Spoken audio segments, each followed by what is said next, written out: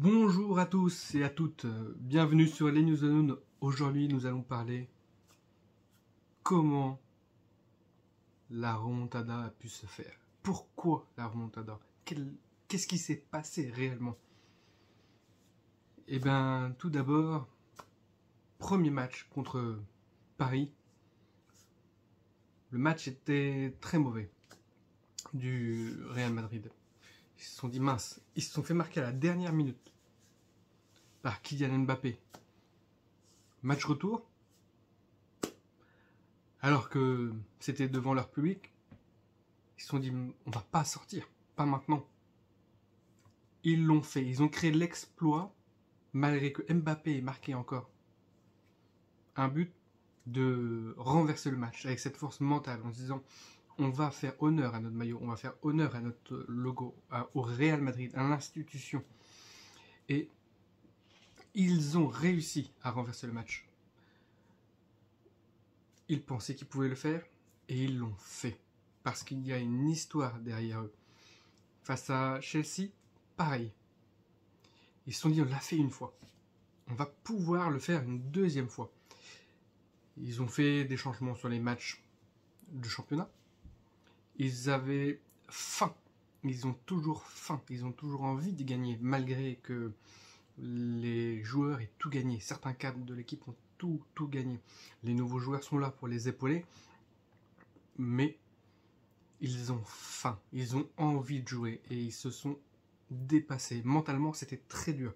Mais ils y étaient. Ils y ont cru jusqu'au bout. En disant que oui, contre Chelsea, l'équipe était 100 fois meilleure. Ils auraient pu en mettre 4. Mais ils sont revenus. Ils sont revenus. Ils sont revenus une fois contre Paris. Une fois contre Chelsea. Et face à City. Lors du match aller. Où ils prenaient la sauce. C'est bien ça. Ils prenaient vraiment la sauce. On voit un Manchester City dominateur, mais vraiment, il n'y a pas photo. Le collectif de Manchester City était très dur, très lourd, très concentré. Ils avaient une mission, c'était de gagner. Et le Real Madrid était en mission pour limiter la casse. Prendre le moins possible. Et dans les têtes, ils savaient le faire, parce que dans les autres matchs, ils l'avaient déjà fait. La force de résistance du Real est incroyable. Cette année, on voit que le roseau plie mais ne casse pas. Ils savaient qu'ils pouvaient le faire. Ils ont remarqué un. Puis, City a remarqué encore pour repasser devant. On voyait l'attitude de Karim Benzema en mode « Allez les gars, il faut en remettre un, allez encore un ». Ils en ont remis. Puis, City repassait devant. Scénario incroyable.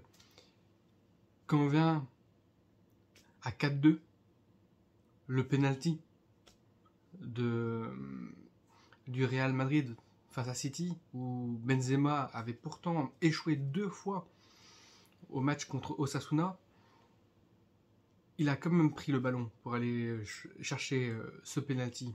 Il s'est dit, c'est pas maintenant. Et ce qu'il a fait, c'est qu'il ne pouvait pas tirer d'un côté ou de l'autre, sachant que le gardien avait deviné vers quel côté où il allait tirer. Il lisait clair en son jeu, il s'est dit, je vais faire quelque chose. Non pas, oui, pour tromper le gardien, quelque chose d'incroyable, mais quelque chose qui marque les esprits. Quelque chose qui fasse douter City jusqu'au match retour. La Panenka. La Panenka, ça fait douter City parce que mentalement, c'est un chef-d'œuvre. Mentalement, c'est un coup de massue et prendre un but sur penalty par une Panenka. Sur un joueur qui doit douter, qui revient de 2 penaltys ratés. Une équipe qui est censée être morte, avec 2 buts d'écart. Dominée. Qui te fait une Panenka à ce moment-là du match, tu prends un coup de massue. Et tu te dis, mais pourquoi il arrive à faire la Panenka? Le geste, si quand tu es en réussite, quand tu gagnes, quand tu es censé être en pleine forme, en pleine confiance, normalement c'est tu es mené, tu dois douter. Pas du tout. pas du tout. Benzema, sûr de lui, fait une panenka. Et là, on voit Benzema qui est confiant, qui... Ouais, on va le faire, on va le faire. Fin du match. City gagne 4-3. Et l'attitude des joueurs du Real, c'est la victoire. La victoire. Pourquoi? Ils viennent de perdre 4-3. La victoire parce qu'ils sont allés la chercher, cette victoire. Ils ont marqué des buts, dont la Panenka, qui restera gravée pour leur adversaire, mais au moins ils ont limité la casse. Et qui savent qu'au retour, c'est à Santiago Bernabéu, et qu'ils l'ont déjà fait par 2 fois cette saison. Et qu'ils l'ont refait aussi face à Séville. Ils ont fait tellement de choses, tellement d'histoires, et le maillot est tellement porteur, qu'ils se sont dit, on peut aller le faire. Même si l'équipe de Manchester City est ultra forte. Donc, pourquoi cette fois-ci ça ne marcherait pas? Et au match retour, dans les journaux, avant le match retour, tous donnaient le Real comme perdant d'avance, sur les paris, surtout. Parce que, bien sûr, ça ne pouvait pas marcher 3 fois, parce que City c'était un collectif. On va dire que le PSG était une somme d'individualité, Chelsea est un collectif, mais moins fort. Chelsea est moins fort que City, et City, c'est vraiment la meilleure équipe au monde. Collectivement et individuellement, c'est vraiment la meilleure équipe au monde. Et que le Real est là, ils ont gagné la Liga, mais c'est pas la meilleure équipe au monde. C'est pas la plus brillante à tous les postes. C'est pas celle qui a le bon le plus phénoménal. C'est une équipe qui est mentale. Mais jusqu'où va le mental? C'est ça la question. C'est sur le papier, t'es donné perdant. T'es donné perdant partout, mais de loin, de très très loin. Sachant que tu viens de perdre le premier match, mais en ayant marqué les esprits. La Panenka a marqué les esprits. Benzema a marqué les esprits. Pourquoi? Parce qu'il a marqué 2 triplés. Et que c'est toujours dans l'esprit des joueurs de Manchester City. Et que là aussi, il y a un joueur cheaté, un joueur très fort qui emmène son équipe, qui fait que les autres se transcendent, que les autres se dépassent, le dépassement de soi. Et encore, un joueur, le logo, l'histoire du Real Madrid à Bernabéu, c'est devant leur public. C'est là où tout va se jouer. Et tout s'est joué parce que au match aller, on voyait un Manchester City dominateur, un Real acculé en défense. Et là, le scénario est tout à fait exceptionnel. On voit 2 équipes du même niveau qui se donnent coup pour coup. Je dis pourquoi ça ne finirait pas en match nul cette histoire. Et quand vient l'ouverture du score de City, on ne sent pas les joueurs du Real Madrid abattus. On se dit, il reste encore du temps pour pouvoir le faire. Le Real aussi. Il y croit. Ils se sont dit, on est persuadé qu'on va faire un coup. Courtois l'a dit d'ailleurs à la fin du match, 1-0 et c'est reparti. On peut le faire. Sauf que là, il y avait 2 buts de retard. Et 2 buts, c'est pas impossible, mais plus le temps passe, plus ça le devient. Et le temps passe. Le Real fait des actions. Mais Manchester City aussi fait des actions. Et loupe l'occasion de tuer le Real Madrid. Telle une bête presque morte, le Real Madrid aurait pu sombrer. Mais son gardien Courtois fait un match exceptionnel et sauvé sur la ligne aussi. L'arrêt de Courtois plus le défenseur qui sauve ou l'attaquant qui loupe, je sais pas trop comment que ça se passe tellement vite. Ça dans les têtes, les joueurs ils se disent mince, on a pris 2 coups, coup sur coup, là ça va pas le faire, il faut y aller. Et juste après, les entrées de Rodrigo, et on avait vu sur Rodrigo, c'était pas la première fois qu'il faisait des entrées fracassantes en Ligue des Champions, mais il l'avait dit, je rentre pour marquer, je vais marquer des buts parce que je suis en confiance, je sais, il l'avait dit avant, que quand je rentre, c'est au minimum 1 but, voire 2 que je mets. Ça montre que le jeune est en confiance. Et Ça, il le fallait, le mental et la confiance. Ils ont quand même fait sortir leur cadre.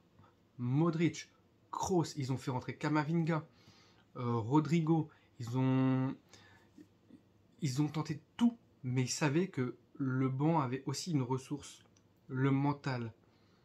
Et ça s'est joué dessus. Et à la fin, même Rodrigo a avoué qu'il n'y croyait plus trop. Mais ils ont tenté. Ils ont tenté. Ils se sont dit, on va y aller, on va essayer de le faire. De toute façon, on n'a plus rien à perdre. On n'a plus rien à perdre. On perd déjà 2-0, on n'a plus rien à perdre. On va montrer que l'on est le Real Madrid. Parce que Paris, c'est Neymar. Neymar, il joue pas pour Paris, il joue pour Neymar. Messi pour Messi. Mais à Madrid, c'est Mbappé. Modric, Benzema, c'est Madrid. Et d'ailleurs, lapsus, Mbappé, s'il vient à Madrid, ce sera plus Kylian Mbappé, mais le Real Madrid. Et ces joueurs, dont Rodrigo, Vinicius, Camavinga, ils le savent. Ils sont là pour défendre le Real Madrid. Ils ne sont pas là pour leur stat personnel. D'ailleurs, on entend parler du cadeau de Benzema, qui aurait laissé volontairement le penalty à Rodrigo en lui disant « Tu le veux ? Tu es l'homme en confiance, tu es la jeunesse, tu es l'avenir. Je te le laisse. C'est à ton tour de briller. » Quel plus beau cadeau que Benzema pouvait faire à Rodrigo. Et Rodrigo lui a laissé le penalty. Par respect. Par respect, et puis qui de mieux que Benzema pour marquer ce but? Alors il faut le faire. Mais Benzema, lors du 3e but, il l'a mis. Mais revenons un peu en arrière. Le premier but de Vinicius, de Rodrigo, ils sont allés le chercher sur une passe de Camavinga que Benzema a été exceptionnellement cherché. Rodrigo marque le but. Explosion de joie, mais contrôlée des joueurs du Real. À ce moment-là, ils se disent c'est possible. 6 minutes d'arrêt de jeu. Tout est possible. Ils vont mettre la pression. De toute façon, ils savent qu'ils n'ont plus rien à perdre. Et c'est peut-être là où une équipe est plus dangereuse, c'est quand elle n'a plus rien à perdre. Quand on a tout à perdre, comme City, eh ben on doute.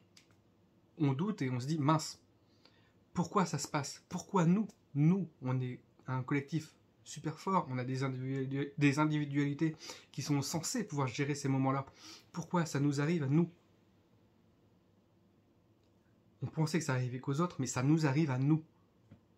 Et ce moment de doute-là, qui était palpable à ce moment-là du match, a renforcé l'assurance du Real Madrid, sa détermination de vaincre. Et ils n'ont pas hésité. Et quelques secondes plus tard, le 2e but de Rodrigo, but de la tête, sur un super centre de Carvajal. Et encore une fois, on a vu les joueurs de City se regarder. Qu'est-ce qui se passe? Qu'est-ce qui leur tombait sur la tête? Ils se sont dit que c'était perdu. À ce moment-là, c'était déjà joué. C'était perdu. On voyait sur le banc, déjà dès le premier but, qu'il y avait quelque chose qui se passait. On sentait, vont-ils le refaire? Pas maintenant. Mais comment? Qu'est-ce qui se passe à Bernabéu? Qu'est-ce qui se passe? Qu'est-ce que c'est cette équipe qui, quand on le tue pas, ils reviennent toujours? Qu'est-ce que c'est cette équipe?